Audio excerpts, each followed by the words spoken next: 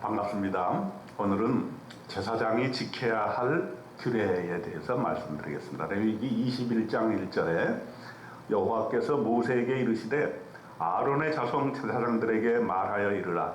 그의 백성 중에서 죽은 자를 만짐으로 말미암아 스스로를 더럽히지 말려니와. 이 레위기 21장은 제사장에 대한 말씀입니다. 그런데 이제 신약에 오게 되면 우리가 그 모든 신자들이 제사장의 직분을 감당한다라고 이해하기 때문에 이것을 우리가 자세히 살펴볼 필요가 있겠습니다. 제사장은 백성 중에 죽은 자를 만짐으로 스스로를 더럽혀서는 안 된다, 그렇게 말씀합니다. 그런데 부모나 자녀, 형제, 자매의 죽음은 더럽힐 수가 있다. 제사장은 거룩함을 지켜야 하기 때문에 죽은 시체를 만져서는 안 되지만 부모, 친지를 예외로 두었습니다. 아무리 제사장이라 할지라도 부모, 친지의 죽음까지는 무시할 수 없다라고 하는 것입니다. 또 제사장은 백성의 어른입니다. 제사장은 백성을 대표하는 자입니다. 하나님과 백성 사이에서 하나님의 뜻을 전달하고 백성들의 죄를 사해주는 사람인 것입니다. 백성의 어른으로서 자신의 위치와 자신을 깨끗게 하는데 모든 것을 바쳐야 됩니다. 더럽히거나 속되게 해서는 안 된다는 것입니다. 또 머리털을 깎아서 대머리 같게 해서는 안 된다. 또 수염 양쪽을 깎지 말아야 된다. 또한 모세나 백성들도 제사장을 거룩하게 여겨야 된다. 또 제사장의 권위를 따르고 그 권위를 세워야 한다. 그래야 하나님의 말씀이 바로 서고 하나님의 말씀의 권위가 서게 된다, 이렇게 말씀하고 있습니다.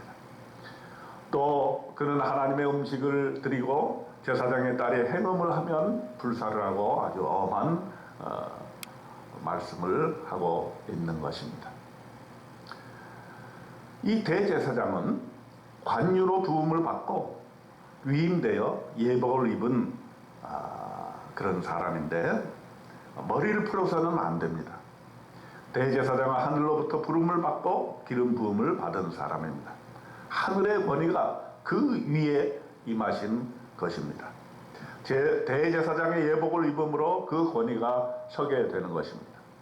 그래서 대제사장은 옷을 찢으면 안 됩니다. 시체를 가까이 해서는 안 됩니다. 성소를 속되게 해서는 안 됩니다. 또 처녀를 데려다가 아내를 삼아야 합니다. 배우자도 깨끗함으로 그 가정을 지켜야 하는 것입니다.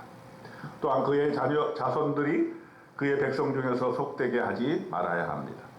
제사장은 가정에 있어서도 백성의 어른으로서의 모습을 보여야 하는 것입니다. 자신도 거룩하게 하고 배우자, 자녀도 거룩하게 하여 온 가정이 백성의 본이 되어 하나님 앞과 백성 앞에 나와야 하는 것입니다.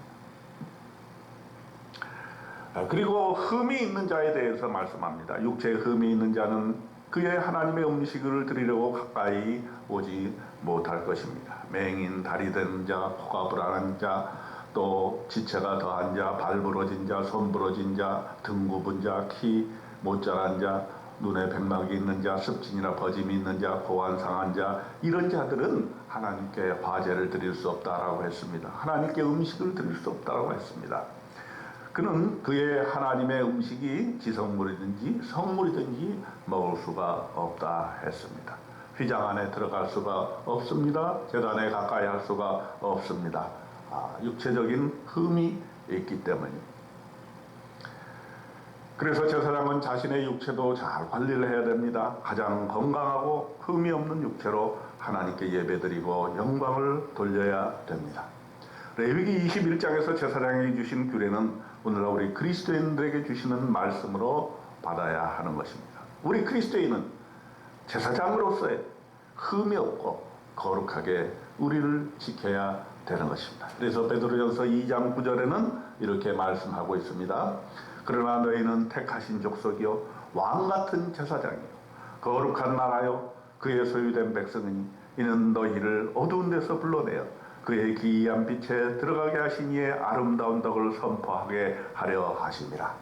저와 여러분 거룩한 제사장으로서의 삶을 오늘도 깨끗하게 살아나가시를 주님의 이름으로 축원드립니다. 아멘.